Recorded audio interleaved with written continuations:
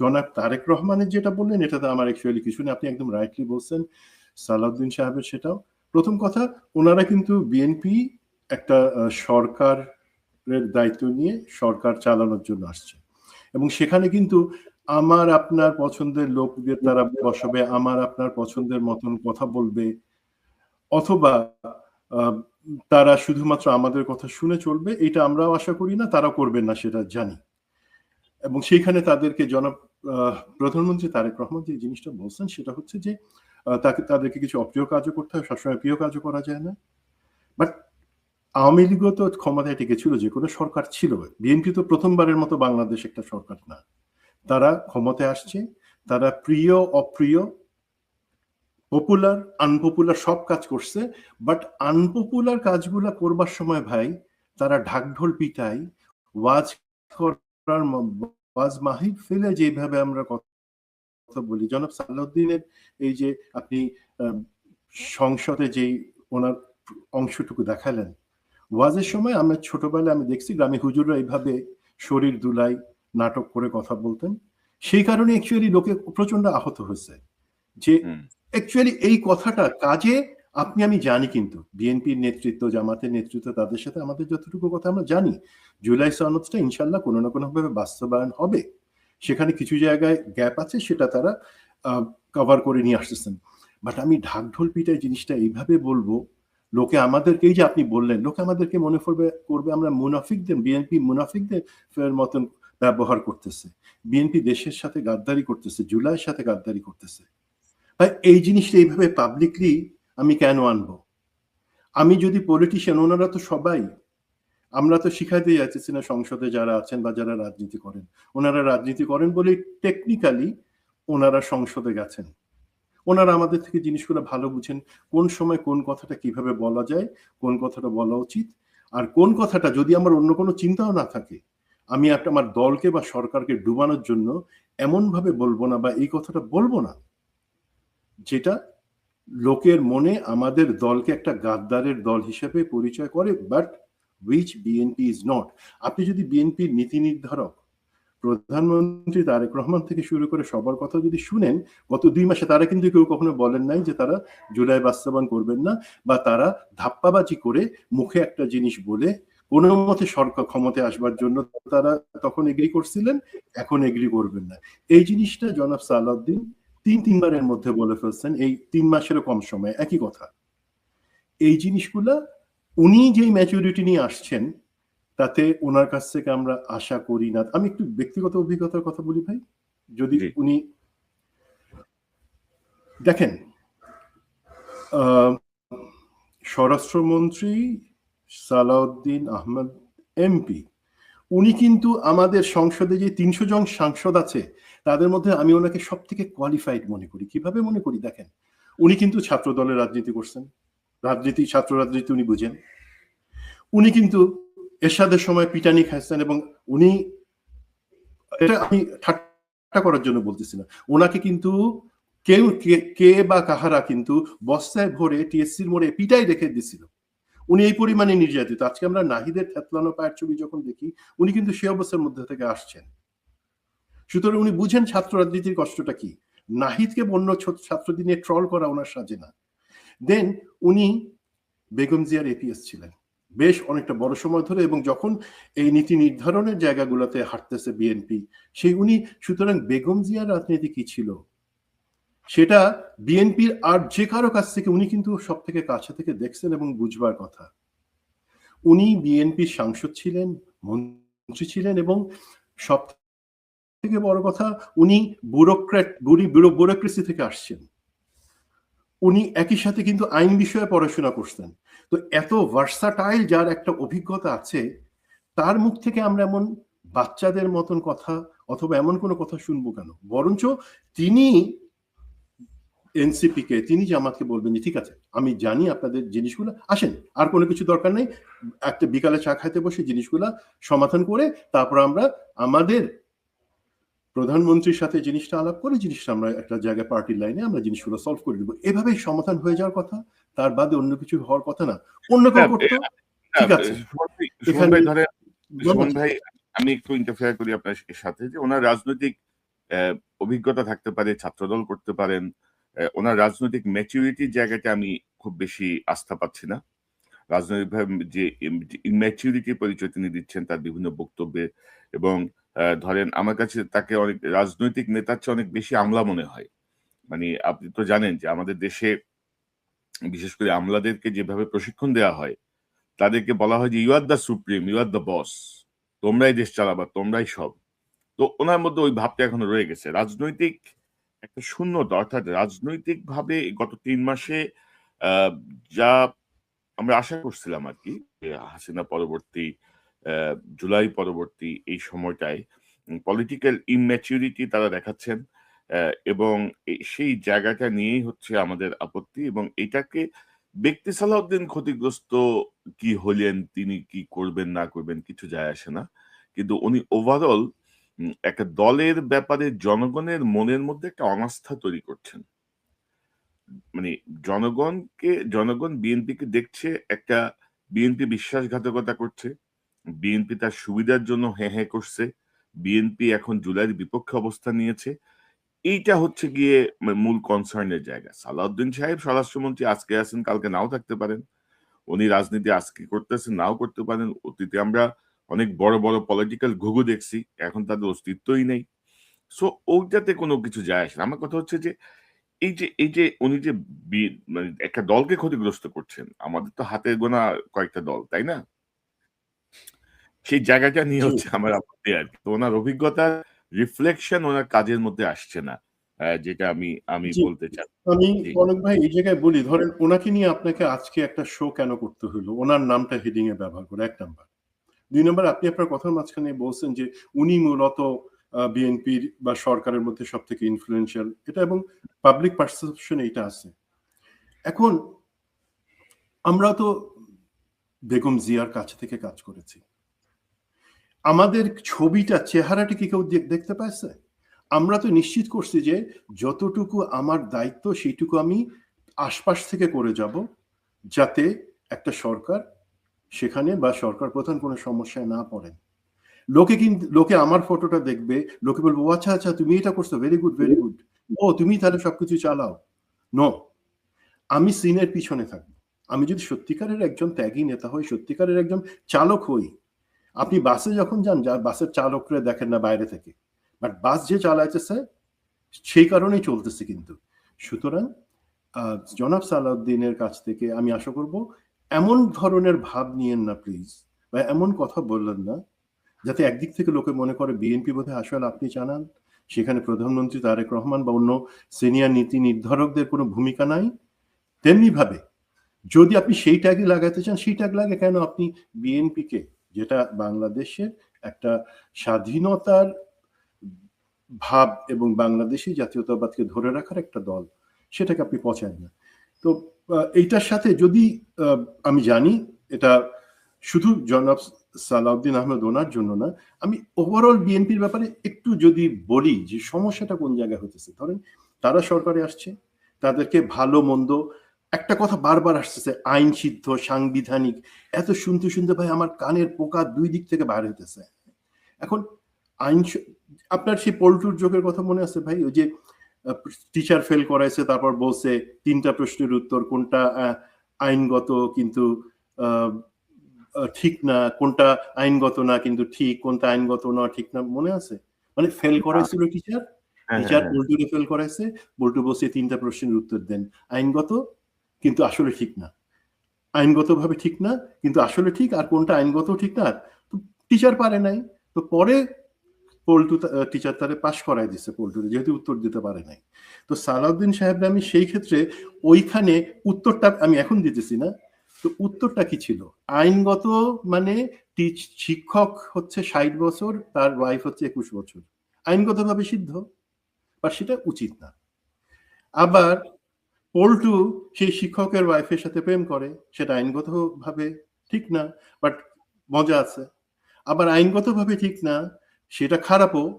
সেই পল্টুরে যে তার ওয়াইফের সাথে 21 বছরের স্ত্রীর সাথে প্রেম করতেছে, তারে কোনো কারণ ছাড়া বেআইনিভাবে শিক্ষক পাশ করাই দিল ফেল করার পরে। সুতরাং এই জিনিসের লাইটে আমি বলবো, ধরেন বাংলাদেশের পার্সপেক্টিভে আইনগত কি, শেখ মুজিবের ছবি টাঙাইতে হবে দেয়ালের পিছনে, কোনো অসুবিধা নাই। আপনি আপনার পরিবারের সবাইকে, আপনি ফ্যামিলি ধরে স্ত্রী কোটায়, স্বামী কোটায়, ছেলে কোটায়, মেয়ে কোটায়, বন্ধু কোথায়, আমার ভবনের পিয়নের কোটায়, আপনি সবাইকে মন্ত্রী বানায় দেন, সবাইকে বিভিন্ন জায়গায় বসায় দেন, সাংবিধানিকভাবে ঠিক আছে, বাট সেটা উচিত না। আপনি দলীয়করণ করেন, পরিবারতন্ত্র কায়েম করেন, সংবিধান মানা করে নাই, বাট সেটা ঠিক না, বুঝতে হবে। তেমনি ভাবে আইনগতভাবে যেটা ঠিক না, বাট মানে এখনো আপনি জায়েজ করতে পারতেছেন না, বাট আসলে ঠিক। আপনি পাবলিক কি চায়? পাবলিকের ডিমান্ড হচ্ছে হাসিনা এবং ফ্যাসিবাদের সাথে যারা আছে সবাইরে সোহরাওয়ার্দী উদ্যানে মাঠে নিয়ে আসা হোক, পাবলিক বিচার করবে। এটা আইনগতভাবে সিদ্ধ না, বাট পাবলিক কিন্তু সেটা চায়। তেমনি ভাবে ধরেন কিছু আছে, এই যে আমাদের জঙ্গি ট্যাগ দিয়ে মেজর সৈয়দ জিয়াউল হক, তাকে আপনি একগাদা মামলা দিয়ে ফাঁসি বা অন্যান্য শাস্তি দিয়ে রাখছেন, আইনগতভাবে সেটা দিয়ে রাখছেন, বাট পাবলিক জানে আসল ঘটনা কি। সেক্ষেত্রে কিন্তু পাবলিক চায় তার উল্টা, তার মুক্তি, তার বিরুদ্ধে সব মামলা তুলে নেওয়া।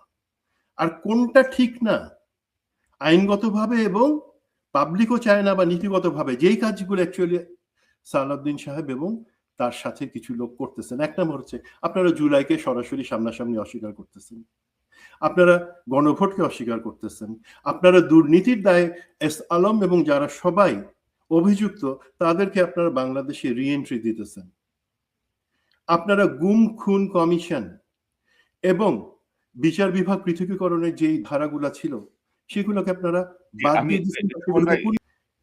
এখানে আমাদের একজন ক্রীড়ামন্ত্রীকে বসাইছেন যিনি তেলের ভিতরে চুবে থাকেন, এবং এই ধরনের বিভিন্ন আমাদের আর্থিক প্রতিষ্ঠান বা বিভিন্ন জায়গায় বসাইছেন একদম মানে স্ত্রী পুত্র কন্যা স্বামী সেই ক্যাটাগরিতে। এখানে কিন্তু দুইটা আপনি বলবেন যে না, আমি একজনের সাথে কথা বলতেছিলাম, উনি বিএনপি শীর্ষ নেতৃত্ব, বললেন যে ভাই সবাই বসেছে, আপনারা তো সমস্যা কোথায়? বললাম না, আমার সমস্যা নাই, সমস্যা আপনাদের, আমি তো এখানে আছি। সমস্যা দুইটা হবে। এক নাম্বার হলো আপনি যখন অযোগ্য লোকদের সেই জায়গাগুলোতে বসাবেন তখন তো কাজ হবে না। আপনি আসনটা সিকিউর করতেছেন, পাওয়ার সিকিউর করতেছেন, বাট যেই কাজের জন্য বসেছেন সেই কাজের তো তারা কেউ যোগ্য না, তারা শুধু এই জিব্বা দিয়ে চাটতে পারবে অথবা তেল ঢালতে পারবে। তেলের তো আবার ক্রাইসিস, 2 দিন পরে তেলও পাওয়া যাবে না, কোথা থেকে তেল পাবে? এর থেকেও বড় যে বিপদটা দেখেন, বিদেশে অথবা আমাদের বন্ধু রাষ্ট্র যারা আছে, যারা আমাদের সাথে বিনিয়োগ এবং অন্যান্য জায়গায় সহযোগিতা করতে চায়, তারা তাদের কাছে মেসেজটা কি যায়?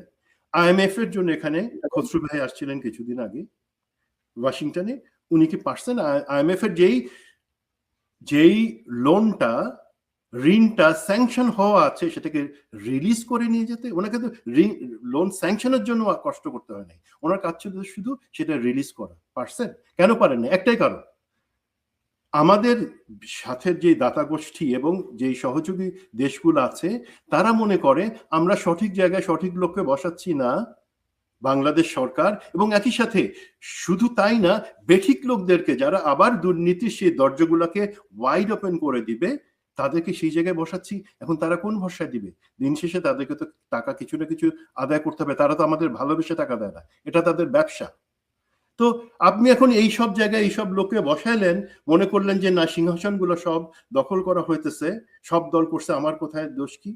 ভাই, তারা 1 নাম্বার কাজটা করতে পারতেছে, 2 নাম্বার হচ্ছে বাইরে দেশ বলতেছে না, যখন এই ধরনের নিয়োগ হইতেছে সব জায়গায়, তার মানে তোমরা ভবিষ্যৎটা সিকিউর করতেছো না, বাংলাদেশের জন্য একটা খারাপ ভবিষ্যৎ তোমরা আনতেছো। এইখানে আমার হচ্ছে সমস্যা, এই জায়গাটা খেয়াল রাখতে হবে। এবং আপনি যদি দেখেন যে গত ৩ মাসে আপনি যদি দেখেন যে আমি আমি যেটা বলছিলাম যে চট্টগ্রামে ধরেন চট্টগ্রাম বৃষ্টি হলেই পানিতে ডুবে যায়। ধরেন আমি এটা ধরেন ওই ওই একটা বাটপার এমপি ছিল মঞ্জুর। মঞ্জুর নামে এক বাটপার ছিল। বিএনপি থেকে নমিনেশন নিয়ে পরে আওয়ামী লীগ হইছে। ওই ইলেকশনটা আমি কভার করতে চিটাগাং গেছিলাম। এবং নির্বাচনের আগের দিনে যে বৃষ্টি, ওই বৃষ্টিতে আসলে মহিউদ্দিন আহমেদ আওয়ামী লীগের মহিউদ্দিন সাহেবের ভোট শেষ হয়ে গেছে। কারণ গলা পর্যন্ত পানি। এবং সেই ধারা চলতেছে। ধরেন গত ১৫-২০ বছর ধরে একই অবস্থা। সরকার আসে, সরকার যায়। এবং ধরেন যে চিটাগাংয়ের যে ডক্টর ইউনূসের যে সরকার, এত মাজা ভাঙা সরকার, আরে বেটা তুই চিটাগাংয়ের জলাবদ্ধতার উপর কাজ করলেও তো একটা কাজ হইতো। সেটাও করে নাই। এখন ধরেন চিটাগাং পানিতে ভাসতেছে, মন্ত্রী বলবে যে না কোথাও তো পানি নাই, এগুলো মিডিয়ার প্রচার। মেয়র বলবে এক কথা, মন্ত্রী বলবে এক কথা, যা তুমি সিডিএ চেয়ারম্যানের ধমকাবা, বলবা যে তুমি সরকারের বিরুদ্ধে কাজ করতেছো। সিডিএ চেয়ারম্যানও চোর, সবই চোর। তো মানে ভাই আমি কাউকে আপনি চোর বা আপনি অন্যান্য কিছু বলবো না। না না, আপনি এই চুরির জবাবদিহি চাইছেন, আপনি চান নাই তো। আব্দুল সালাম নামে এক চোর ছিল দীর্ঘদিন হাসিনার ওই মানে দলের, লুটে পুটে খেয়ে গেছে। তো এখন যে মেয়র আছে বিএনপির, সে মেয়র তো 18 মাসের আগেই নিয়োগ পাওয়া, মানে ইউনূসের মানে দায়িত্ব নেওয়ার পরপরই কোর্টের আদেশে তিনি মেয়র হয়েছেন। তো তার ভূমিকা কি, সিডিএর ভূমিকা কি, এগুলো নিয়ে কেউ কিছু বলছে না। আমি যেটা বলছি যে আপনি সত্যটাকে আড়াল করার চেষ্টা করছেন সেই পুরাতন স্টাইলে। না, সব ঠিক আছে। জ্বালানি ভাই তেলের জন্য, ভাই জ্বালানি তেলের জন্য সারাদিন ধরে মানুষ বসে থেকে 10 ঘন্টা বসে থাকতেছে 2 লিটার তেলের জন্য, কিছুদিন আগেও, এই এক সপ্তাহ আগে। জ্বালানি মন্ত্রী বলতেছে তেলের উপরে দেশ ভাসতেছে, তেলের কোনো সংকট নাই, অতীতে যে কোনো সময় চেয়ে তেলের রিজার্ভ আছে। তো আপনি কেন এই কথাগুলো বলবেন? আপনি, বাংলাদেশের মানুষ কিন্তু খুব কনসিডার্ড। আপনি যদি বলেন যে ভাই আমাদের এই বৈশ্বিক পরিস্থিতি, আমাদের তেল কম, আমাদের তেল নাই, যার জন্য আমরা বিদ্যুৎও সাপ্লাই তৈরি করতে পারছি না, আমাদের একটু সময় দেন, আমাদেরকে একটু সাপোর্ট করেন। ওটা না করে আপনি যদি উল্টা কথা বলেন যে আমাদের, ভাই, এইখানে এটা একটা খুব মানে ইম্পর্টেন্ট জিনিস বলছেন। এখানে আমি একটু বলি। এক নাম্বার, প্রথমে চিরকঙ্গের জিনিসটা আসি। এই যে তা বললেন যে এক এক লোক দায় এড়ানোর জন্য মিথ্যা কথা বলে যাচ্ছে, তার বিপরীতে প্রধানমন্ত্রী তারেক রহমান কিন্তু সংসদে খুব স্পষ্ট ভাবে উনি বলেছেন, উনি এইটার জন্য দায় স্বীকার, দুঃখ প্রকাশ করছেন। That is the language. যদি এটা হয়ে থাকে, আমি আমি সেটার জন্য ক্ষমা চাচ্ছি এবং আমরা চেষ্টা করছি, আলহামদুলিল্লাহ জনগণ মেনে নিবে। এখন কমিউনিকেশনের সমস্যাটা এই সরকারের আইদার অর্ধেক লোক বোবা আর অর্ধেক লোক বাচাল। এর মধ্যে সঠিকভাবে কমিউনিকেট করাটা, যেটা জনগণ পরিষ্কারভাবে বুঝতে পারে, সেটা কেউ পারতেছে না। পারলে কিন্তু অনেক সমস্যা এড়ানো যায়। আপনি জ্বালানি সমস্যার কথা বললেন, কনক ভাই, আপনি এবং বাংলাদেশের মনে হয় অর্ধেক লোক জানে বাংলাদেশে জ্বালানি তেলের, যেটার জন্য পেট্রোল পাম্পে এত ভিড় বাইক নিয়ে, পেট্রোল এবং অকটেন, বাংলাদেশ তো সেটা ইরান, কুয়েত, সৌদি আরব, সেখানে 100 বছর যুদ্ধ হোক, আমাদের সমস্যার কথা না ভাই। 100% পেট্রোল এবং অকটেন দেশের যে জ্বালানি চাহিদা, সেটা আমরা বাংলাদেশে আমাদের গ্যাসের বাই প্রোডাক্ট হিসেবে বা কন্ডেন্সেন্ট হিসেবে উৎপাদন করি। এটা তো ইরান থেকেও আসে না, সৌদি আরব থেকে, আমেরিকা থেকে আসে না। সুতরাং প্রথমে এই জিনিসটা যখনই দেখা যাচ্ছে পেট্রোল পাম্পে লোকে ভিড় করে, অনেকে আছে পরিচিত, আমি খোঁজ নেওয়ার জন্য পাঠাতে, ভাই ও তো 8 বার নিতে আসছে, ও তো, আরে ভাই এটা একটা সিস্টেমটা পরের জিনিস। প্রথমে আমাদের সরকারের বা যারা এর সাথে রিলেটেড তাদের ক্লিয়ার করা উচিত ছিল। দেখেন, ইরান যুদ্ধ যেইখানে যুদ্ধ লাগুক, আমাদের মোটর কার, গাড়ি, ডিজেল ছাড়া অন্যান্য যা কিছুর জন্য সমস্ত কিছু আমাদের বাংলাদেশে 100% উৎপাদন হয়। সেখানে কোনো যুদ্ধের জন্য কোনো সমস্যা হবার কথা না। সমস্যাটা কোথায় হয়েছে? সাপ্লাই চেইন ম্যানেজমেন্টের অদক্ষতা এবং কিছু অসাধু ব্যবসায়ী, তারা মনে করছে এই হাইপে একই সাথে তারা টাকা কামাবে এবং সরকারকে যদি বিব্রত করে কিছু সুযোগ পাওয়া যায়, সেটা তারা করছে। বাট এটার জন্য তো সরকার দায়ী।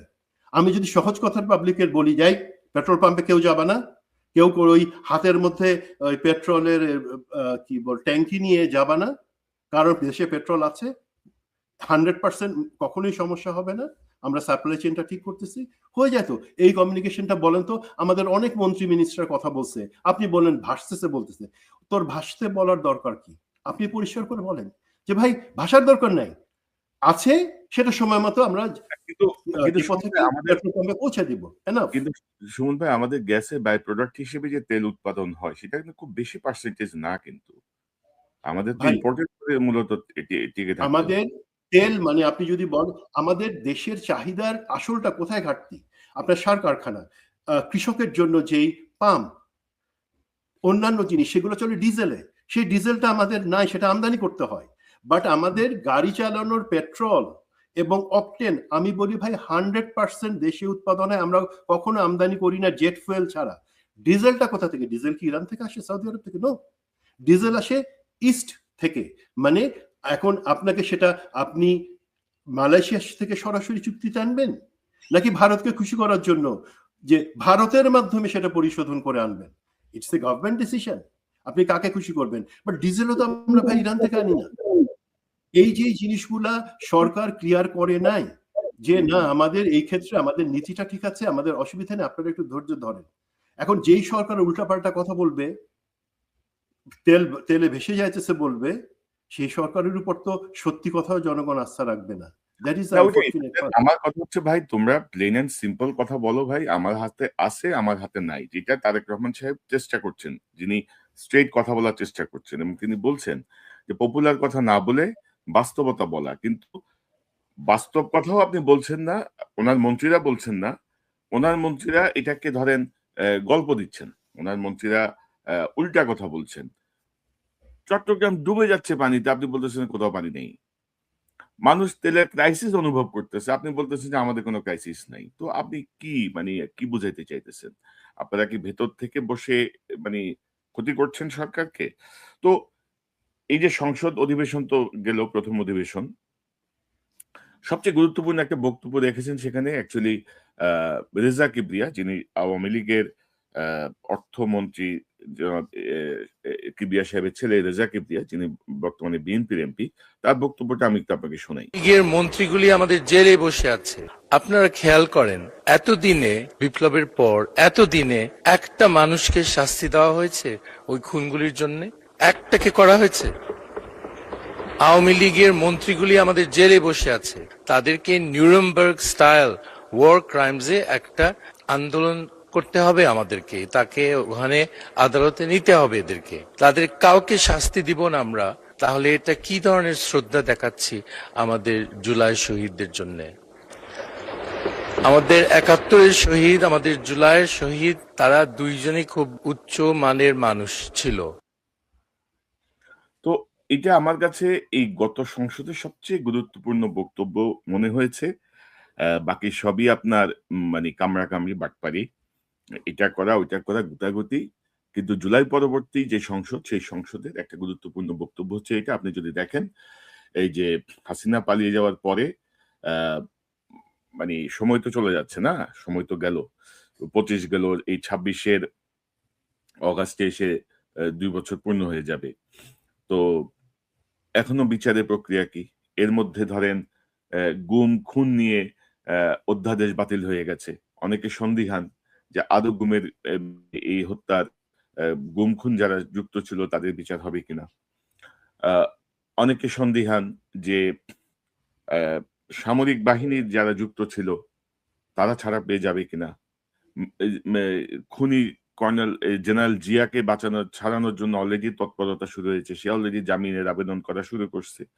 তো সব মিলিয়ে, এবং ধরেন যে গত এই প্রায় ৩ মাসে বিডিআর হত্যাকাণ্ড নিয়ে কিন্তু কোনো সারা শব্দই নাই, কোনো কথাই নাই, কিন্তু কোনো মন্ত্রী, কোনো এমপি, কারো কোনো কথাই নাই। কিন্তু মানে এই সংসদে এই সরকারের যে এজেন্ডা গুলো, তার মধ্যে প্রথম এজেন্ডা আসা উচিত আওয়ামী লীগের অপরাধীদের বিচার, জুলাই হত্যার সঙ্গে যারা যুক্ত ছিল তাদের বিচার, গুম খুনের সঙ্গে যারা যুক্ত ছিল তাদের বিচার, বিডিআর হত্যাকাণ্ডের বিচার। এই জায়গাগুলো ছিল ফার্স্ট প্রায়োরিটি। তো ফার্স্ট প্রায়োরিটির এই জায়গাগুলো নিয়ে কারো কোনো বক্তব্য নাই। এবং পুরো সংসদে আপনি যদি দেখেন, যে বিএনপির সংসদ সদস্যদের মধ্যে একমাত্র রেজা কিবরিয়া এই প্রসঙ্গটা খুব ক্লিয়ারলি এনেছেন। আপনার বক্তব্য জানতে চাই, পাশাপাশি গুম খুনের বিডিআর এর আসলে অবস্থাটা কি? আপনি তো অনেক খোঁজ খবর রাখছেন, আপনার কাছ থেকে শুনি।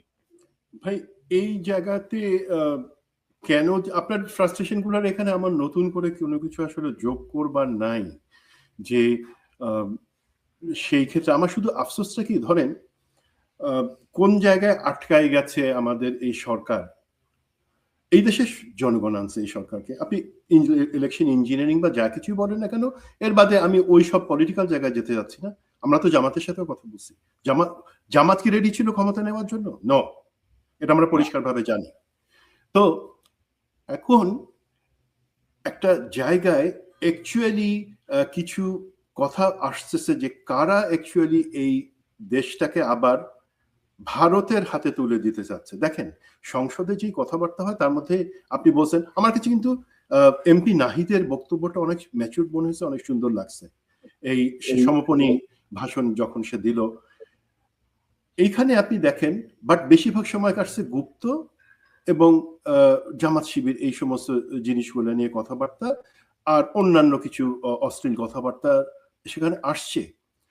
এখন এই সরকার যেখানে ঠিক করতে হবে যে সে কি ইন্ডিয়া এবং আওয়ামী লীগের সব থেকে পছন্দের একটা জিনিস হচ্ছে যখন সে দেখে আমাদের জাতীয়তাবাদী এবং যে আমাদের ধর্মীয় অনুভূতির উপর বেস করে যেই শক্তি আছে বাংলাদেশে তারা নিজেদের মধ্যে মারামারি কামড়াকাটি করে, তখন ইন্ডিয়ার সেদিন ঈদ লেগে যায়।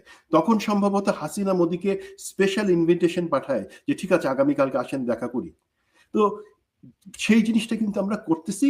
যখনই মারামারি কামড়াকামড়ি সরকারের বিএনপির ভিতর থেকে জামাতের ভিতর থেকে একজন আরেকজনের বিরুদ্ধে বা এনসিপি এরা কথা বলে, এটা মানে অ্যাড্রিনালিন অনেক হাই করে দেয় ভারতের। আমরা কি ভারতের পারপাস সার্ভ করতেছি? যারা আমরা এই ধরনের কথা বলি, গুপ্ত বর্ণনা ধরনের কথাগুলো বলি, তারা অ্যাকচুয়ালি ভারতের পারপাস সার্ভ করতেছে, অন্য কারো না। এখন এইটা কি ঠিক হবে? ঠিক হবে না।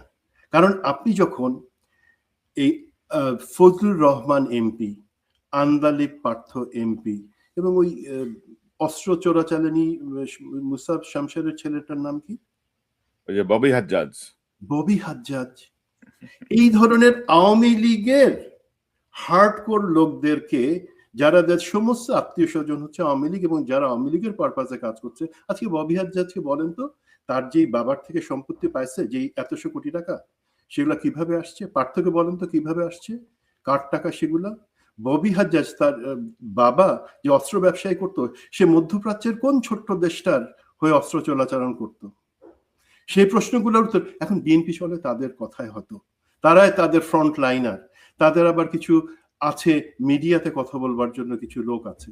এখন এরা যতদিন পর্যন্ত বিএনপির ফেস হয়ে থাকবে বা বিএনপি ড্রয়িং রুম মানে হচ্ছে এরা, ততদিন পর্যন্ত জনগণ সেই বিএনপির বাসায় যাবে না। বিএনপি বা এতদিন যায় তো সেখান থেকে চলে আসবে। এখন জি জি বলেন, আপনি শেষ করেন। জি, এখন এই জায়গাটাতে কেন ভাই এই আটকা পড়ে আছে? আমার একটা সাধারণ কথা বলতেছিলাম, লোকে অনেক সময় বলে ডিপ স্টেট বা অন্যান্য কোনো কিছু এরাই আসলে চালাচ্ছে, বিএনপি চালাচ্ছে না, আবার আরেক পক্ষ বলে আসলে ভারত চালাচ্ছে, জনাব তারেক রহমান ভারতের কাছে দেশ বিক্রি করে দিয়ে তারপর ক্ষমতা আসেন, এই ধরনের অনেক কথা বলে। আমি ভাই জিনিসটা বলি, যারা এই ধরনের ফালতু কথা বলে তাদের প্রথম কথা, আমাদের দেশের অর্ধেক মানে 90% লোক ডিপ স্টেট বলে। ডিপ স্টেট কি জানে? ডিপ স্টেট হচ্ছে বেসিক্যালি যে কনসেপ্ট আছে সেটা হচ্ছে একটা রাষ্ট্রের ভিতরে একটা শক্তিশালী একটা অংশ, যারা রাষ্ট্রের খুব গভীর শিকড়ের ভিতরে আছে, যারা কোনোদিন নিজেরা ক্ষমতার সামনে আসবে না, জনাব সালাউদ্দিনের মতন চেহারাটা সামনে দেখাবেন না, পিছনে থেকে কিন্তু কাজ করে যাবে, সবকিছু নিয়ন্ত্রণ করবে, এবং তারা যেই দলই ক্ষমতায় আসুক না কেন তারা আসল পাওয়ারটা হাতে রাখবে। আপনি তাকান একটু মিডিয়ার দিকে, প্রথম আলো, ডেইলি স্টার, চ্যানেল আই, তারপরে কালের কণ্ঠ, এরা সব সময় কিন্তু ন্যারেটিভ তৈরি করে যায়, কোনো সব পাওয়ারে থাকে। দেন আপনি যদি আসেন মিডিয়ার বাদে ব্যবসায়ীতে আসেন, এর আপনি এস আলম গ্রুপ, আব্দুল আওয়াল মিন্টু সাহেবের গ্রুপ, বসুন্ধরা গ্রুপ, এরা তো সব কোন সরকারের সময় গত 25 বছরে বলেন তো কষ্টে ছিল? এবং এদের প্রত্যেকে কিন্তু মিডিয়া আছে, এরাই কিন্তু একটা সরকারকে নিয়ন্ত্রণ করে যে সে কোন আইনটা করবে, কোন আইন থেকে সে জুলাইকে প্রায়োরিটি দিবে, সে কি গুম খুনের বিচার করবে, সে জুলাই হত্যার বিচার করবে, নাকি সে ব্যস্ত হয়ে পড়বে কোথায় কাকে কোন গুপ্ত নিয়ে চিৎকার করা যায়। যেন আপনি সুশীল সমাজে আসেন, এই যে সুশাসনের জন্য নাগরিক, সুজন, তারপরে অধিকার, এরা বলেন আদিলুর রহমান সাহেব কিছুদিন সমস্যা ছিলেন। এর বাদে আমাদের দেশে যেই সমস্ত সুশীল বা অন্যান্য সংগঠন আছে তারা কোন সরকারের সময় সমস্যায় ছিল? আজকে ধরেন আমি একটা জিনিস বলি বিএনপিকে, আপনাদের এই যে 10টা অস্ত্র মামলা সেটা তো সবাই ছাড়া পেয়ে গেছেন, গ্রেনেড হামলা মামলা সবাই ছাড়া পেয়ে গেছেন। বলেন তো যেই একজন ব্রিগেডিয়ার জেনারেল রহিম, ওনাকে মেরে ফেলা হলো কারণ উনি বলতে চান নাই, ওনাকে জোর করা হয়েছিল বলবার জন্য যে আজকের প্রধানমন্ত্রী তারেক রহমান, তখনকার বিএনপি তারেক রহমান সেটার সাথে জড়িত, সে কখনোই এই মিথ্যা কথাটা স্বীকার করে সাক্ষ্য দিতে চায় নাই বলে তাকে মেরে ফেলা হলো। ব্রিগেডিয়ার জেনারেল রহিমকে মেরে ফেলা হয়েছে, উনি একজন শহীদ। ওনার ফ্যামিলি কোথায় আছে আপনারা জানেন? বিএনপি ওনার পরিবারের কি যোগ্য কেউ নাই যাকে আপনারা এই সরকারের কোথাও না কোথাও বসাতে পারতেন? পারেন নাই। আজকে এই যে জিয়াউল হক যে এই বিডিআর বিদ্রোহের জিনিসটা নিয়ে কথা বললো, যে 6 জন অফিসার, বঞ্চিত অফিসার, যারা এই 17 বছরে এই হাসিনা সরকারকে প্রথম থেকে প্রতিরোধ করে আসলো, যারা জান দিল, তারা কোথায় আছে আজকে? তাদের কোনো খোঁজ রাখেন? নতুন নতুন কোথা থেকে পাখি এসে বসছে, সুন্দর পাখি, তাদের দিকে তাকান। দেখেন ভাই, আমি আপনার সাথে গতকালকে একটা জিনিস বলতেছিলাম না, ময়ূর আপনাদের এখন ময়ূর পেখম মেলার জায়গায় আছে, আপনারা সুন্দর ময়ূরের পেখম মেলে আছেন, বাট ময়ূর কখন পেখমটা বন্ধ করে জানেন? যখন সে নিজের পায়ের দিকে তাকায়, কতটা নোংরা একটা পা, দেখে লজ্জায় তার পেখম বন্ধ হয়ে যায়। আমরা চাই না যে আপনারা পেখম বন্ধ করেন, বাট একই সাথে আপনারা আপনাদের পাটা পরিষ্কার করেন, যে পায়ের এখানে ডক্টর জাহিদ অথবা এখানে আপনাদের এই পার্থ, ফজলুর রহমান, এরা আপনাদের চেহারা বা প্রতিনিধিত্ব করবে না। সত্যিকারের যে বিএনপি জাতীয়তাবাদী শক্তি, তাদেরকে ক্ষমতার মধ্যে কেন্দ্রে রাখেন, জনগণকে সাথে নেন, এভরিথিং উইল বি গুড ইনশাআল্লাহ।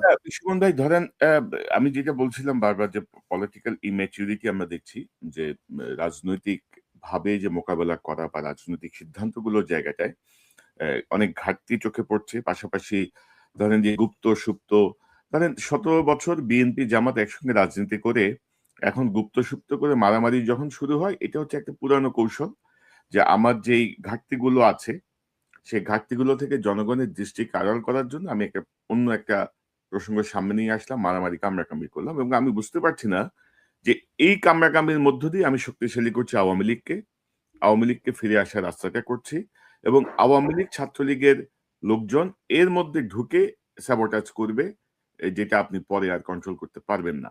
তো আমার মনে হয় যে সরকারি দল বিরোধী দল যৌথভাবে বসে সমস্যাগুলো সমাধান করে রাজপথে এইসব কামড়াকামড়ি না করে দখল পাল্টা দখলে না দিলেই ভালো। কারণ হাসিনার দল যদি হাসিনারা যদি ফিরে আসে, জাস্ট ওয়াইপ আউট করে ফেলবে, মুছে ফেলবে এই পরবর্তী সময়টায়। এতটুকু জ্ঞান নিশ্চয়ই তাদের আছে। আর আপনি যাদের কথা বলছিলেন, আমাদের খুব দুর্ভাগ্য, আমাদের কোনো নেতৃত্ব তৈরি হচ্ছে না।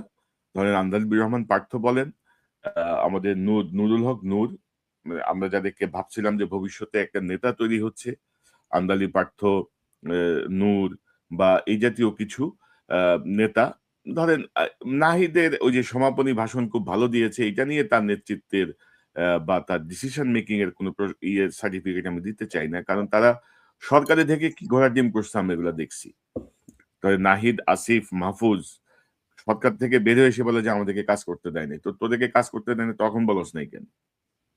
জুলাইয়ের রক্তের উপরে ভিত্তি করে যে সরকার, সেই সরকারে যে এখনো দেখেন জুলাই ফাউন্ডেশন অর্থাভাবে ঢুকতেছে, এবং যারা আহত শহীদ পরিবার আর্থিক সংকটে ভুগতেছে, চিকিৎসা হচ্ছে না। তো ভাই তখন তোমরা কি করছো? এখন তোমার সংসদে বক্তৃতা ধুয়ে কি আমি পানি খাবো? মানে আমাদের নেতৃত্বগুলো আসছে না। আন্দালিব রহমান পার্থ যেভাবে চাটামি শুরু করছে, আপনি ভাবতে পারেন তার কাছ থেকে তাদের দিয়ে ভবিষ্যতে আমাদের কোনো বড় কোনো নেতৃত্ব আমরা পাবো? নূর তো মোটামুটি শেষ। সে এখন তার গণ অধিকার বাদ দিয়ে সে এখন বিএনপির এমপি, সে এখন আরেক চাটামিতে আছে। নূরের কাছ থেকে আপনি এর থেকে ভালো কিছু আশা করছেন? না, মানে ধরেন যে যখন একটা মানে যখন সূচনাটা হয়, যখন আমরা দেখি যে মানে পুলিশের মার খেয়েও সে তার সাহসী বক্তব্য রাখছে, রাজপথে একটা ভূমিকা রাখছে, অর্থাৎ ভাই নেতৃত্ব তো গড়ে উঠতে হবে না আপনাকে ধাপে ধাপে। আপনি তো নেতা কাউকে হুট করে বসাই দিতে পারবেন না, তার একটা ইনভলভমেন্ট থাকতে হবে দেশের সাথে, রাজনীতির সাথে, তার একটা পর্যবেক্ষণ থাকতে হবে, সরাসরি ইনভলভমেন্ট থাকতে হবে। তো সেই জায়গাটা আমরা যেদিকে তাকাচ্ছি, আমাদের কিন্তু মানে পরিস্থিতি ভালো না আর কি। সবাই তার ব্যক্তিগত স্বার্থে আছে, এবং বিএনপির একজন সিনিয়র এমপি আমাকে কদিন আগে বলছিলেন যে ভাই ৩০০ জন এমপির মধ্যে ৩০১ জনই মন্ত্রী হতে চায়। তো আপনি এদের কাছ থেকে সরকারের সমালোচনা বা ক্লিয়ার বক্তব্য কিভাবে আশা করেন? মানে আমাদের সামনে আসলে কি আছে আমি জানি না।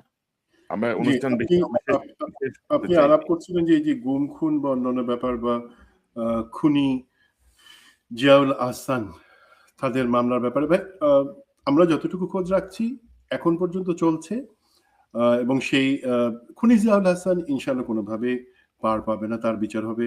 সমস্যা যেটা হচ্ছে বাকি কিছু আপনারা জানেন যে গুম খুনের কারণে ডিজিএফআই র্যাবে দুইটা মামলায় তখনকার যারা মানে কাস্টোডিয়ান হিসাবে সেখানকার আইদার বাহিনী প্রধান অথবা সেই ব্যুরো প্রধানদেরকে যে বিচার কাজ সেটাও চলছে, বাট সেটা থেমে আছে অ্যাকচুয়ালি।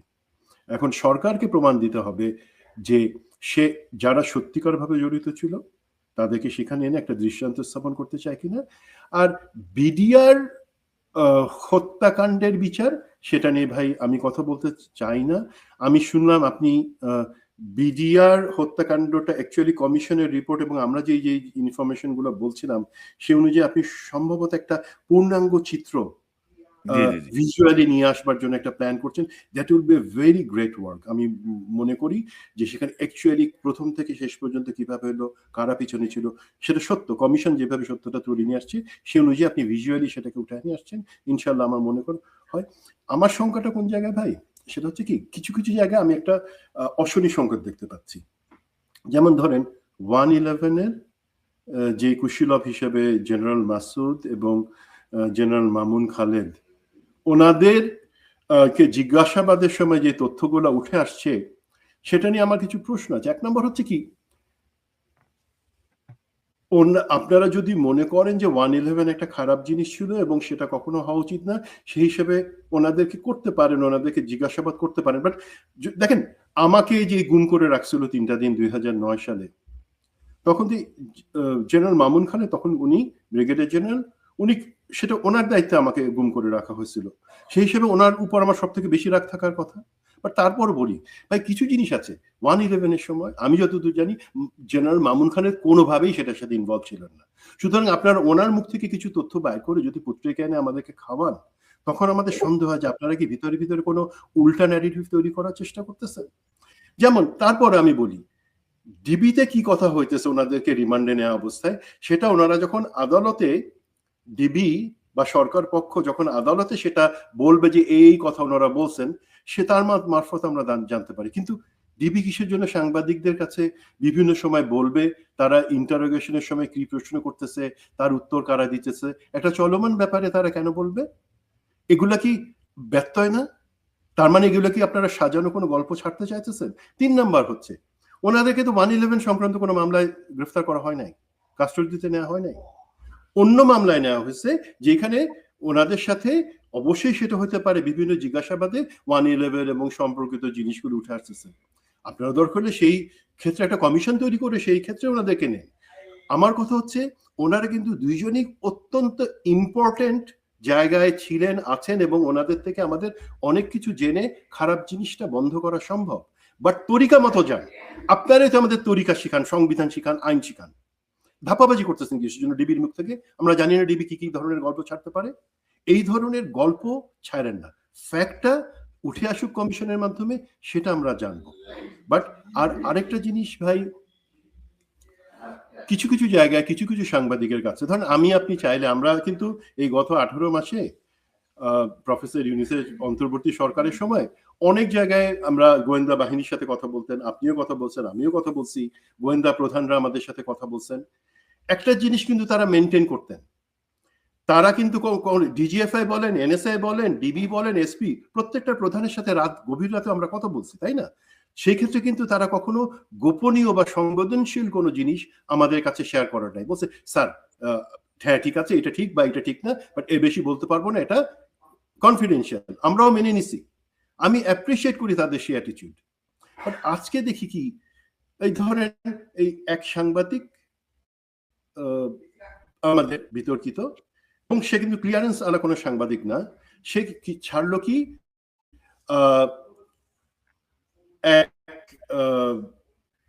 প্রফেসর ইউনূসের সরকারের এক সিনিয়র কনসালটেন্ট বোধহয় মুস্তাইন জাহির, সে পালাই চলে যাইতেছে এয়ারপোর্ট থেকে, এমন ধরনের ছবি টবি। প্রথম কথা হলো মুস্তাইন জাহির ছিল, সে বাইরে যেতে পারে চায়নার ইনভিটেশনে, যেখানে সে ইমিগ্রেশন ক্লিয়ার করে গেছে সেখানে সে যাওয়ার পরে কিভাবে ডিজিএফআই বা অন্যান্য জায়গার হোক তাকে আটকায় কেন, বা তার কাছে কাগজ কিভাবে চাইতে পারে? চাইতে পারে না। আপনারা যদি বলেন যে দেশের নিরাপত্তার জন্য তাকে আটকানোর চেষ্টা করা হয়েছে, ভাই দেশের নিরাপত্তা তো ওইখানে ডিজিএফআই দেখবে না, এটা এনএসআই এর দায়িত্ব। আর তারপরেও যদি বলেন না দেশের নিরাপত্তা, যদি সত্যিই তাই হয় তাহলে সেই ফুটেজ বা ছবি আপনারা কেন একজন সাংবাদিকের কাছে পাঠায় দেন, যেটা খুবই স্পর্শকাতর।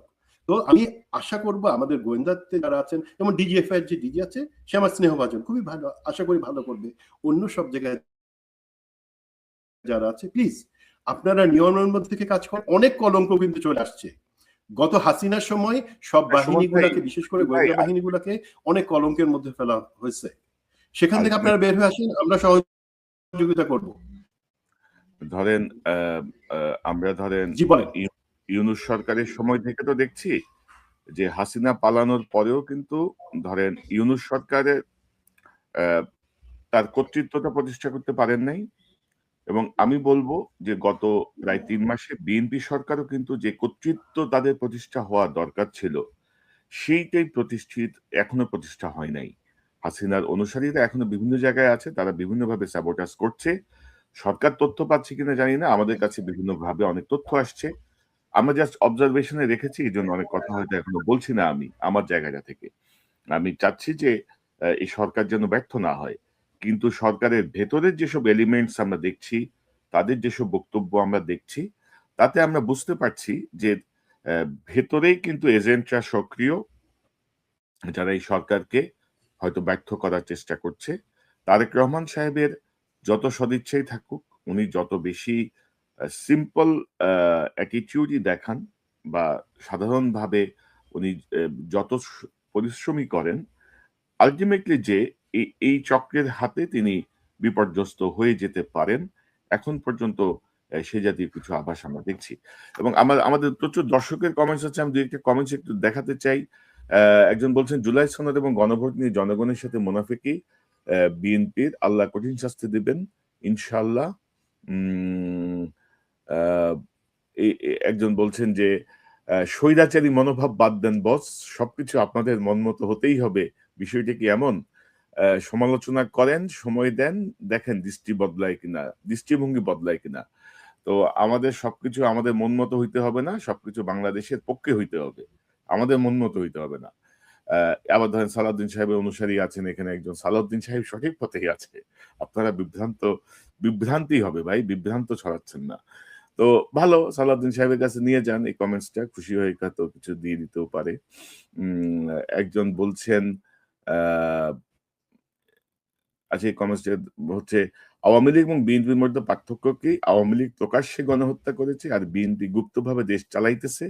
এটা আমার মনে হয় না যে গুপ্তভাবে এখনো চালাচ্ছে না। তারা এই গুপ্তভাবে কিভাবে দেশ চালাইতে হয় সেটা বোঝার মতো মানে ম্যাচিউরড লোক আছে কিনা আমার সন্দেহ আছে বিএনপির মধ্যে। এবং অধিকাংশ কমেন্টসই হচ্ছে জুলাই, অর্থাৎ শপথের প্রথম দিনে বিএনপি যে অবিশ্বাসের বীজ বপন করছে দ্বিতীয় শপথটি না নিয়ে, সেটি নিয়ে মানুষের মধ্যে ইয়ে আছে। একজন লিখছেন যে, কনক ভাই কি ব্যস্ত সময় কাটাচ্ছেন? আপনার ভিডিও অপেক্ষায় থেকে বেশিরভাগ ইনশাল্লাহ রেগুলার হওয়ার চেষ্টা করছি। আমি চাই যে রেগুলারই আমরা চেষ্টা করব।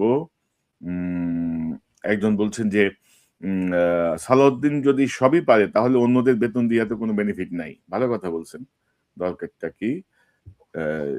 আমাদের আরেকজন বলছেন যে জি বলেন। একজন বলছেন যে শুধু পেরেক নয়, ক্যান্সার রোগ। তারপরে মানে আপনাকে অ্যাপ্রিশিয়েট করছেন অনেকেই। এই যে ধরেন একজন বলছেন যে গৌতম, আমি তো অ্যাপ্রিশিয়েট করার জন্য, আমরা কিছু সময় অ্যাপ্রিসিয়েশনের জন্য আপনি তো, আমি বড় পণ্ডিত সেটা ভাই, জিনিসটা হচ্ছে সবসময় বলতো তাল গাছটা তার, তাই না? তুমি মিয়া বড় পণ্ডিত। জি ভাই, আমরা তো পণ্ডিতই, আমাদের পণ্ডিতের কারণে হাসিনারে পালাইতে হয়েছে। তুমি তো মিয়া এতদিন কয়ে ছিল আল্লাহ জানে, পাও মানে কামায় নাও, ধান্দা করো, 2 দিন পরে তো পালাবা সবাই আবার। আমরা দেখছি 17 বছরে কার কি ভূমিকা, কে কোথায় কি করছে, সেসব বলে লাভ নাই। একজন বলছে গুপ্ত, তোর বাপ গুপ্ত, তুইও গুপ্ত। তো কিছু করার নাই ভাই, এইসব কমেন্টস আমি কখনো কেয়ার করি না, আমি আমার মতো করে কাজ করি। এগুলা শুনেন ভাই, আপনি যখন সরকারে আসবেন, আপনি মিডিয়াতে আসবেন, আপনি নাটক করবেন, আপনি অভিনেতা হবেন, আপনি যখন একটা মিডিয়া পার্সোনালিটি হবেন, আপনাকে কিন্তু, আপনি একটা ওপেন বুক, খোলা বই, আপনাকে গালিও মেনে নিতে হবে যদি আপনি ভালোবাসা চান। আপনাকে বাংলাদেশ ক্রিকেট দলের মতন না, তাদের হাততালি দিতে হবে শুধু, হারলে পরে গালি দেওয়া যাবে না ভাই, ওইটা রং জিনিস। আপনি যদি ভালোবাসা চান, টাকা চান, ক্ষমতা চান, একই সাথে গালিটাও আপনাকে সহ্য করতে হবে, এবং সেটা পাবলিক ভিউ। আমার ভিউ আমি বললাম, পাবলিকের ভিউ বলবে।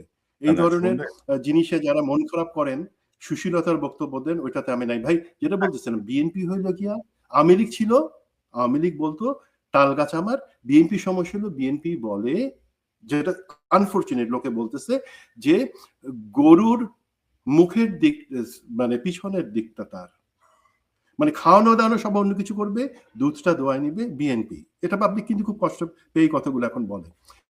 আমরা আশা করি সেই জায়গায় থাকবেন, এবং কিছু আমাদের দর্শক কমেন্টে জানতে চাচ্ছেন যে সত্যি কিনা যে আমাদের পেট্রোল এবং অকটেন 100% দেশেই উৎপাদন হয়, দেশেই থাকে। হ্যাঁ, আপনারা জাস্ট সিম্পল গুগল সার্চ দেন যে বাংলাদেশে জ্বালানি পেট্রোল এবং অকটেন কত পার্সেন্ট দেশে উৎপাদন হয়, দেখবেন আপনাকে গুগল এআই সবাই বলে দিবে 100% বাংলাদেশ হয়। আমাদের 5টা স্থাপনা আছে যেটার মাধ্যমে সেটা প্রতিনিয়ত ডেপোতে এবং পেট্রোল পাম্পে যাওয়ার কথা, বাট আমাদের দুর্নীতিবাজ, সুবিধাবাদী এবং অদক্ষ প্রশাসনের লোকজন এবং এর সাথে বিপিসি এবং অন্যান্য যারা আছে তারা ষড়যন্ত্র করে সেই জায়গাটি সিস্টেমটাকে নষ্ট করে। গত প্রায় 3 মাসে বিএনপি সরকারের বিরুদ্ধে ধরেন 5ই আগস্টের পর থেকে যে সবচেয়ে বড় যে অভিযোগটা ছিল চাঁদাবাজি, সেটা নিয়ে কিন্তু আমরা গত 3 মাসে কোনো কার্যকর পদক্ষেপও দেখি নাই, ওরকম কোনো ভূমিকাও দেখি নাই। বরঞ্চ আরেকটা নতুন বিতর্ক সৃষ্টি করেছেন বিএনপির সদ্য নির্বাচিত বলবো মহিলা সংসদ সদস্য নীলুফার মনি। তিনি বলেছেন যে চাঁদাবাজি জাকাত ফেতরা লিল্লার চেয়ে ভালো, মানে চাঁদাবাজি নাকি জাকাত ফেতরার চেয়ে ভালো। তো ধরেন তো মানে আমি বুঝি না এইসব কথা কিভাবে তাদের মাথায় আসে বা তারা কিভাবে বলেন। ইরেসপন্সিবল স্পিচেরও তো লেভেল থাকতে হয়। তো চাঁদাবাজি আইন করে দেন, পার্সেন্টেজ কোথায় কত পার্সেন্ট দিতে হবে সরকারিভাবে ডিক্লেয়ার করে দেন। তো এখন ধরেন এই হচ্ছে কি অবস্থা। আমরা আজকে আর বিস্তারিত না যাই। পাবলিক অনেক রকম, পাবলিক ম্যাক্সিমাম কমেন্টস ভালো, বাট আমার দুঃখ হয় যখন অনেকেই আছে ধরেন এতটা সে আলোচনাটা শুনেই না, কিন্তু না শুনে সে তার মতো করে একটা কমেন্টস করে দিল, হয় না আমার চেহারা খারাপ পছন্দ হইলো না, আপনার চেহারা খারাপ আপনার পছন্দ হইলো না, দিয়ে দিলাম একটা কষ্ট সারা জীবন থেকে পেয়ে আসছে। আমার পাওয়ার শেষ হয়ে আসছে, রাখি ভাই। হ্যাঁ, এই জাতীয় বিষয়। তো সুমন ভাই আপনাকে অসংখ্য ধন্যবাদ, আপনার মূল্যবান দর্শকদের জন্য ধন্যবাদ। আল্লাহ হাফেজ, আসসালামু আলাইকুম। জি, ভালো থাকেন। তো দর্শক, আজকে আলোচনা আমরা লম্বা করতে চাই না। সার্বিক পরিস্থিতি, সার্বিক যে আলোচনা, এটা এখনো আসলে আমরা চাচ্ছি যে বিএনপি সরকার যারা রাষ্ট্র পরিচালনায় এসেছেন দীর্ঘদিন পরে, জনাব তারেক রহমানের যে চেষ্টা, তার যে বক্তব্য, সেই জায়গাগুলোকে তার মন্ত্রিসভা এবং তার এমপিরা যেন ধারণ করতে পারে, তারা যেন বুঝতে পারে, তারা যেন হাসিনার মন্ত্রী এমপিদের মতো উগ্র আচরণ না করে। আমাদের সবকিছু যেন, যেমন 111 এর কথা আসছে এখানে, সুমন ভাই বলছিলেন, তো আপনি মানে 2 জন অ্যারেস্ট হইলো, এরপরে আর কোনো সারা শব্দ নাই। তো আপনি এটাকে ক্যাটাগরাইজই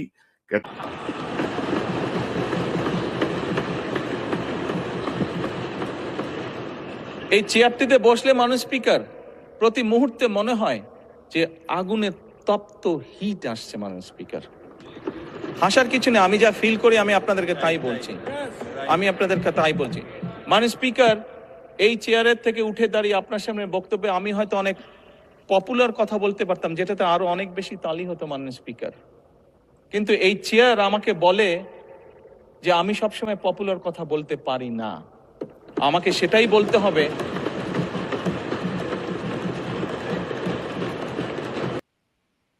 মানে মাননীয় প্রধানমন্ত্রী যে বক্তব্যটা দিচ্ছেন, সংসদে যারা আছেন তারা এই বক্তব্যটা আসলে অনুধাবনই করতে পারতেছেন না, তারা বিষয়টা তাদের কাছে ফান মনে হচ্ছে। কিন্তু প্রধানমন্ত্রী বলছেন যে এটা হাসির কোনো বিষয় না। এই যে উত্তপ্ত চেয়ার এবং যে প্রসঙ্গগুলো তিনি বলছেন, সেই জায়গাটায় ধরেন এ পর্যন্ত ধরেন প্রায় 3 মাসের সময় আমি তারেক রহমান সাহেবের ব্যাপারে আমার অবজারভেশন খুব ক্লিয়ার। তিনি চেষ্টা করছেন, তার আন্তরিকতার জায়গাটায় কোনো সমস্যা নাই। কিন্তু এই সংসদেই যখন সালাউদ্দিন সাহেবের একটা বক্তব্য যদি আমি শুনাই আপনাকে, কিন্তু মাননীয় স্পিকার, আমাদের একটা তাগাদা ছিল যে এরা সংস্কারের বাহানায় যদি নির্বাচনটা না হতে দেয়, সেজন্য আমরা সবকিছুতে আপোষ করে জুলাই জাতীয় সনদেও স্বাক্ষর করেছি। আমরা একত্রিত হয়েছি, সমঝোতা হয়েছে এবং নির্বাচনের স্বার্থে আমরা এই যে ধরেন বিশ্বাসঘাতকতা, এই যে ধরেন এই যে বাটপারি, একদম সহজ বাংলা কথা হচ্ছে এটাকে বলা হয়েছে বাটপারি। তো এই কথাটা আপনি যেভাবে বলছেন, এটা বিএনপির রাজনৈতিকভাবে বিএনপিকে কতটুকু ক্ষতিগ্রস্ত করছে। এবং আপনি যদি দেখেন এই কথার পরে সবাই বিএনপির সকল সংসদ সদস্য টেবিল চাপড়ে এটাকে অভিনন্দন জানাচ্ছে। তো এরা কি আসলে রাজনীতি বোঝে, বুঝতে পারছে? এই যে কথাটা যে বলছে যে আমরা নির্বাচনের জন্য সব হ্যাঁ হ্যাঁ করে ইয়েস ইয়েস করে আমরা চলে আসছি, আবার ওদিকে প্রধানমন্ত্রী কিন্তু বিভিন্ন সময় তার বক্তব্যে বলেছেন যে জুলাই সনদ বা বিএনপি যা স্বাক্ষর করেছে সকল কিছুই অক্ষরে অক্ষরে পালন করা হবে, কোনো কিছুতে ব্যত্যয় ঘটবে না।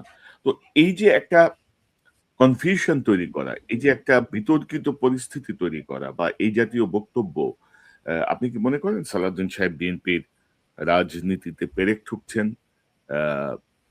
আপনি কি মনে করেন?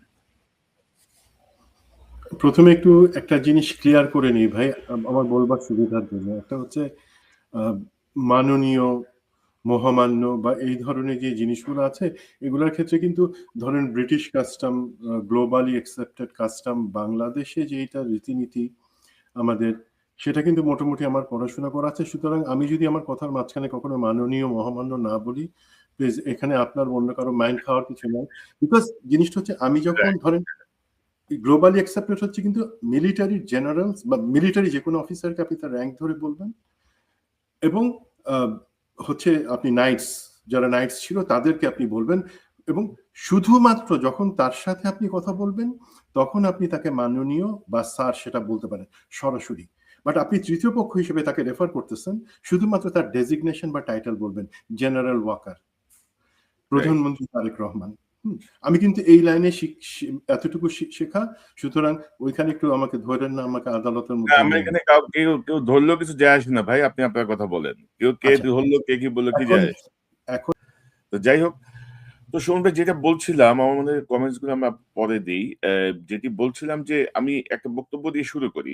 বক্তব্যটা হচ্ছে জনাব তারেক রহমান, মাননীয় প্রধানমন্ত্রী, তিনি সাম্প্রতিক সময়ে সংসদে একটি বক্তব্য রেখেছে, অত্যন্ত প্রশংসিত হয়েছে বক্তব্য। আমরা যদি শুনি, ওটা দিয়ে শুরু করি আমরা। স্পিকার, এই যে চেয়ারটা আপনি দেখছেন, যেই চেয়ারে আমি এখানে বসছি আপনার সামনে মাননীয় স্পিকার, এই চেয়ারটি খুব কঠিন একটি চেয়ার মাননীয় স্পিকার।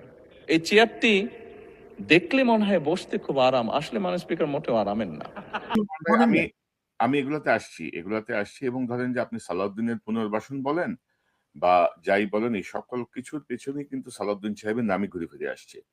এবং এই সংসদে আমি দেখলাম যে আইন মন্ত্রণালয় নিয়েও বিবৃতি দেয় সালাউদ্দিন সাহেব, ওই অন্য মন্ত্রণালয় বাণিজ্য নিয়েও কথা বলে, সবকিছু নিয়ে সালাউদ্দিন সাহেব। তো আমি ধরে নিলাম যে নতুন সংসদ, অনেকে হয়তো বুঝতে পারছেন না, পরবর্তী সংসদটা দেখে আসলে বোঝা যাবে। এবং ধরেন যে ভেরি আনফরচুনেটলি গত প্রায় 3 মাসে স্বরাষ্ট্র মন্ত্রণালয় সংক্রান্ত পুলিশের সংস্কার, বা ধরেন হাসিনা যেটা বলে যে পুলিশ হত্যা, বা ধরেন পুলিশ কিন্তু আগের ক্যারেক্টারই আছে, পুলিশের মধ্যে কোনো পরিবর্তন নাই, এবং এটা নিয়ে কিন্তু আবার সালাউদ্দিন সাহেবের কোনো বক্তব্য নাই।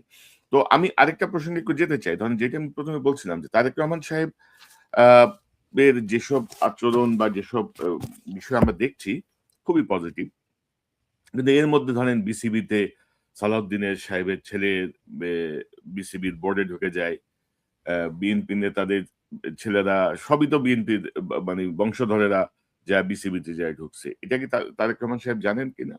জানলে এটা তিনি কিভাবে মেনে নিচ্ছেন, সেটা একটা আমার প্রশ্ন থাকছে। পাশাপাশি ধরেন ওনার যে হিউমিলিটি বা উনি যে বিনয় প্রদর্শন করছেন প্রধানমন্ত্রী, আমি ধরেন এই মন্ত্রীর কথা শুনেন, প্ল্যানিং করে ষড়যন্ত্র করছেন, আপনি তো সরকারের বিরুদ্ধে। সাধন ভাই চিনলে কি হবে? চট্টগ্রাম উন্নয়ন কর্তৃপক্ষ 36টা ট্রেন, প্রবলেমটা হয়েছে আপনাকে নিয়ে। মিডিয়াতে আপনার কোনো বক্তব্য নাই, আপনি বারবার সাধারণ মানুষের